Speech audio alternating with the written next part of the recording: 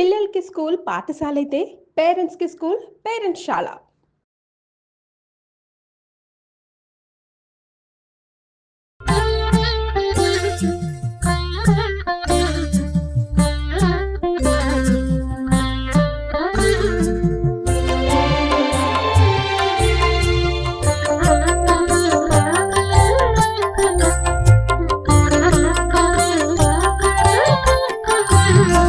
Suman TV presents moms కిచెన్కి స్వాగతం.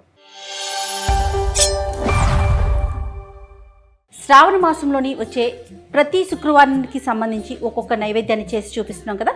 అందులో భాగంగా ఈరోజు చింతపండు పులిహోర విత్ ఆవతో రమ్మగారు స్పెషల్ నైవేద్యాన్ని మనందరికీ చూపిస్తున్నారు. మరి ఇంకెందుకు ఆలస్యం, స్టార్ట్ చేసేద్దాం. నమస్తే రమ్మగారు. నమస్తే జయ. రమ్మగారు, పులిహోర నేను రివీల్ చేసేసాను, ఎందుకంటే నాకు ఇక్కడ అన్నం కనిపించింది, చింతపండు కనిపించింది. సో నైవేద్యంలో ఈ వీక్కి మనం పులిహోర చూపించబోతున్నాం. అంతే కదా. పులిహోర రకరకాలు చేసుకుంటాం కదా. అవును. అల్లం పచ్చిమిర్చి వేస్తారు కొంతమంది, తర్వాత నువ్వుల పులిహోర చేసుకుంటాం. ఆవు పెట్టిన పులిహోర బాగుంటుంది. ఓకే. అయితే ఇదేంటంటే మనం రెగ్యులర్గా తరచుగా చేయము, అప్పుడప్పుడు స్పెషల్గా చేసుకునేది కదా. ఎలాగో వర్షాకాలం, ఈ కాలంలో ఆవా ప్రయత్నం చేయొచ్చు, బాగుంటుంది.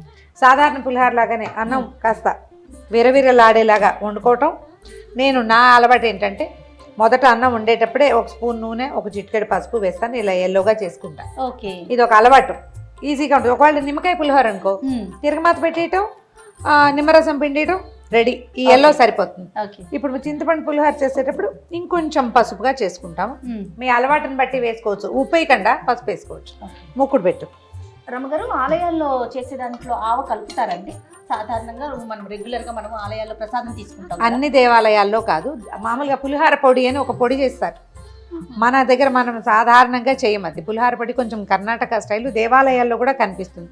ఈ శనగపప్పు, మినపప్పు, తర్వాత ఏమో మెంతులు, ఆవాలు అవి వేసేసి దాన్ని గ్రైండ్ చేసేస్తారు బరక్కగా. కొంచెం మిరియాలు వేస్తారు, అవన్నీ బరకగా చేసి పొడి కలుపుతారు, ఘాటుగా ఉంటుంది. అందుకే దేవాలయాల్లో అంత తినం, ఇంత తింటే అదొక సాటిస్ఫాక్షన్ ఉంటుంది పొడి వల్ల. అయితే ఇప్పుడు మనం వండేసుకున్నాం కదా, దీని మీద ఒక్క స్పూను నూనె, నా అలవాట్లు అన్నమాట ఇవి. Okay okay. నూనె ఐటము, తర్వాత ఫ్రెష్ కరివేపాకు కడిగి కొంచెం అట్ట పెట్టుకోవటం, కలిపేసుకోవటం. అంటే ఈ వేడన్నంలో కనుక కరివేప పడితే వాసన చాలా బాగుంటుంది. నూనె వేయటం వల్ల అన్నం కరుకు బారి ఇంకా కొంచెం విడివిడిలాడుతూ వస్తుంది. మనకు అట్లా కావాలి కదా పులిహోరకి, పొడి పొడిగా ఉంటే బాగుంటుంది కదా. కరివేపాకు వేసేస్తాను ముందు, తర్వాత మళ్ళీ వేసుకుంటాను తాలింపులో. ఇవన్నీ అలవాట్లు, ఎవరి అలవాటు వాళ్ళది. ఆ పక్కన పెడదాం, ఇది కొంచెం చల్లారిపోతుంది. లోపల స్టవ్ వెలిగిద్దాం, మూకుడు పెట్టేద్దాం. మామూలుగా చిన్న తిరగమాత అయితే తాలింపు వేసుకోవటం, అందులోని చింతపండు పులుసు పోస్తాం. చింతపండు పులుసు విడిగా ఉడకబెట్టుకోవడం చూపిద్దాం ఈసారి. అలాగేనండి. దీన్ని చక్కగా మెత్తగా పిసికేసి రసం తీసి, 1/2 కిలో రైస్కి ఒక నిమ్మకాయ ఎంత చింతపండు సరిపోతుంది. మనం అన్నం వండేటప్పుడే వేడివేడి మరుగు నీళ్లు చింతపండులో పోసి నానబెట్టేసుకుంటే పులుసు చక్కగా వచ్చేస్తుంది, బాగుంటుంది. కొంచెం ఒక్క 10 నిమిషాల ముందు నానబెట్టుకున్నా చక్కగా వచ్చేస్తుంది. బియ్యంతో పాటే కుక్కర్ పెడతామా, అప్పుడే వేడి నీళ్ళు పెట్టడం, పోసేయటమే.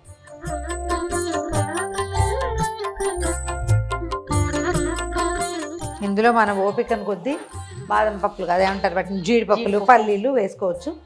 తాలింపు వేసేద్దామా? నూనె కాగింది, కొంచెం మెంతులు, ఎక్కువ వేయద్దు.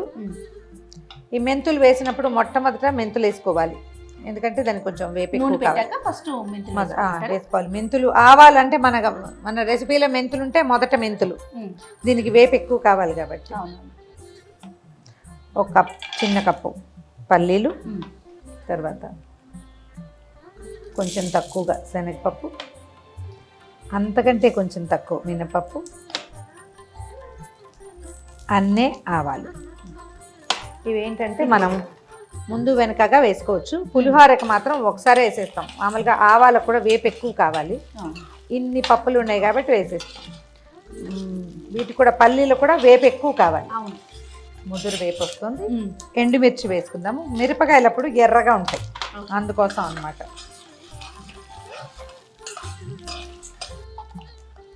ధారాళంగా వేసినాను కదా, వేసుకోవాలి, వేస్తేనే బాగుంటుంది పులిహోర. ఓకే, మిర్చి కూడా వేగిపోయినాయి. ఇప్పుడు మరి కాసిన పచ్చిమిర్చి, తర్వాత మనం కొంచెం వేసాం కదా, మిగిలిన కరివేపాకు కలిపేసే ఒక్కసారి. కొంచెం దూరగా వేగితే బాగుంటుంది కదా. బాగుంటాయి. తాలింపు వేగిపోయింది కదా, దీన్ని ఎత్తి అందులో వేసేసి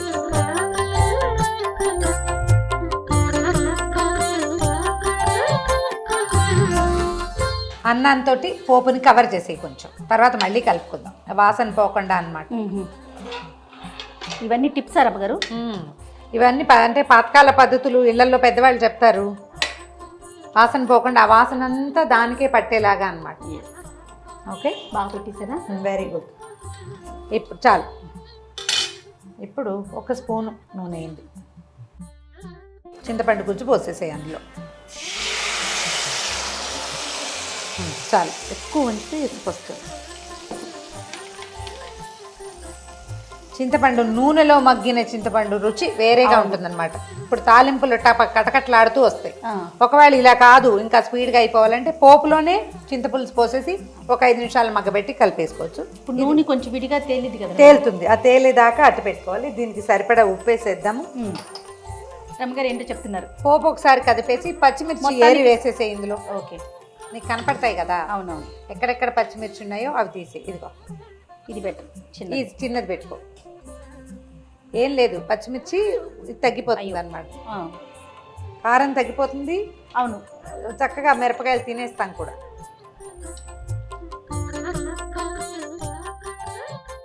ఎల్లో తక్కువగా ఉంది, ఇంకా పచ్చగా ఉండాలంటే ఒక చిటికెడు పసుపు చింతపండులో వేసేయటం. తర్వాత దీనికి సరిపడా ఉప్పు, అన్నానికి సరిపడా. జనరల్గా మనం ఒక నిమ్మకాయ ఇంత చింతపండు పెట్టాం, ఒక గ్లాస్ చేస్తామంటే ఈ ఉప్పు సరిపోతుంది, స్పూనున్నర.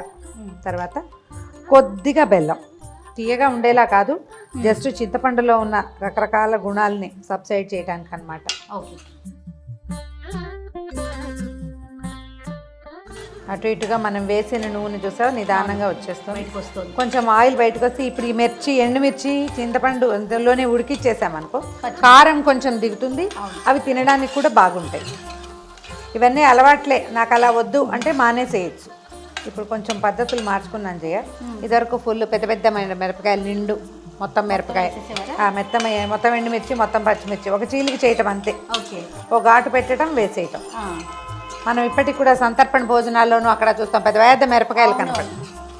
ఇవి ఇలా చీరటము ఇదంతా ఒక అలవాటుగా మార్చేసుకున్నాం అన్నమాట. ఇంకా నూనె వచ్చేస్తుంది.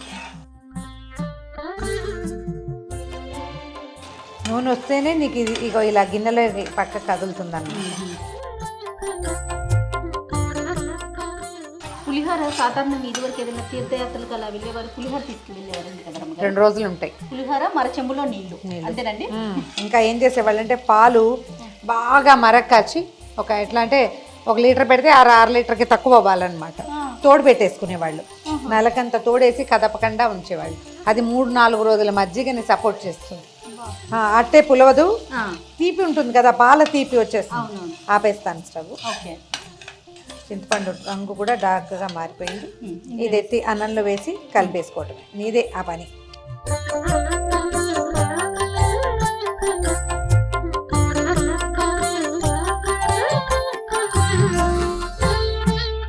చాలా రమ్మగారు కలిసిపోయింది. మామూలుగా కొంచెం చల్లారింది కాబట్టి ఇంకొక నిమిషం ఆగి చేయి పెట్టి బాగా కలిపితే చక్కగా కలుస్తుంది. పులిహోరలో చేయి పెట్టినా పాడవుతుంది.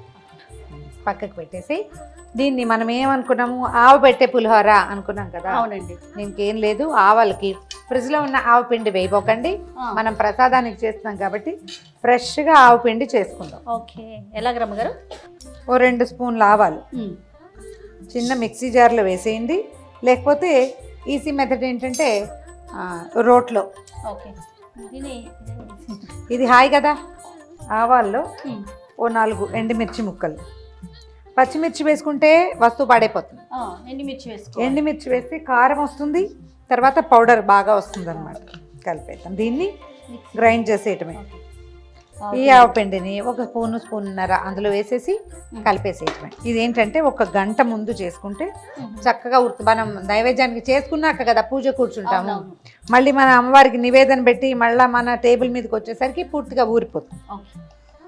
1 స్పూన్ పొడిని కలిపేద్దాం. ఇప్పుడు దీని రంగు దీని టెక్స్చర్ కూడా మారుతాయి. కలిపేసి ఒకసారి వాసన కూడా భలే మారిపోయింది వాసన రమ్మగారు. మారిపోతుంది. ఆవాలు తగిలేసరికి వాసన మారిపోతుంది. నేనేమనుకున్నానంటే యాక్చువల్గా ఆవాలు కూడా వేయించాలేమో దోరగా అట్లా అనుకున్నానండి. ఆవ వేయితే వాసన వేరు, పచ్చి వాసన వేరు. ఓ, అయితే దీంట్లో ఇంకొక మెథడ్ చేస్తారు. ఇది వరకు ఊళ్ళలో కూడా అలా చేస్తుండేవాళ్ళు. ఏంటమ్మా? ఆవాలు నానబెట్టి ఆ. రుబ్బి కలుపుతారు. ఆహా. ఎంతసేపు నానబెట్టాలంటే? ఒక అరగంట ఆవాలని కొంచెం 4 పచ్చిమిరపకాయలు లేదా 2 ఎండుమిర్చి మనం ఏం వేసుకుంటే అవి ఓకే వేసి నానబెట్టేయటం, చక్కగా రోట్లో రుబ్బేస్తే అంత ఆవ తీసి పచ్చావా కలుపుతారు. ఏంటో దాని స్పెషల్ ఏంటో అంటే ఊళ్ళో ఆ పద్ధతి అట్లా అదే, చేసేవాళ్ళు. ఇప్పుడు మిక్సీలు లేవు కదా. అవునులే. చాలా రమ్మగారు చాలా వాసన బాగుంది చూడు. అద్భుతంగా ఉందండి. ఉప్పు సరిపోయిందంటే మనం నైవేద్యం పెట్టేటప్పుడు ఉప్పులు అవి రుచి చూడడం కాబట్టి చూడట్లేదు. ఒకవేళ మనం ఇంట్లో చేసుకునేటప్పుడు వడ్డించే ముందు ఒకసారి ఇంట్లోకి అయితే కనుక ఇంట్లోకి అయితే చూసుకోండి, ఉప్పు సరి చేసుకుంటే బ్రహ్మాండంగా ఉంటుంది. ఇప్పుడు మీరు పులిహార పొడి వేస్తే వచ్చే లుక్కే ఇప్పుడు వచ్చింది. దేవాలయాల్లో మనకి తిరుమల కింద తిరుపతిలో కోదండరామస్వామి దేవాలయం, కళ్యాణ వెంకటేశ్వర స్వామి దేవాలయం, అక్కడ అప్పుడప్పుడు ఇది కనపడుతూ ఉంటుంది. బాగుంటుంది రుచిగా.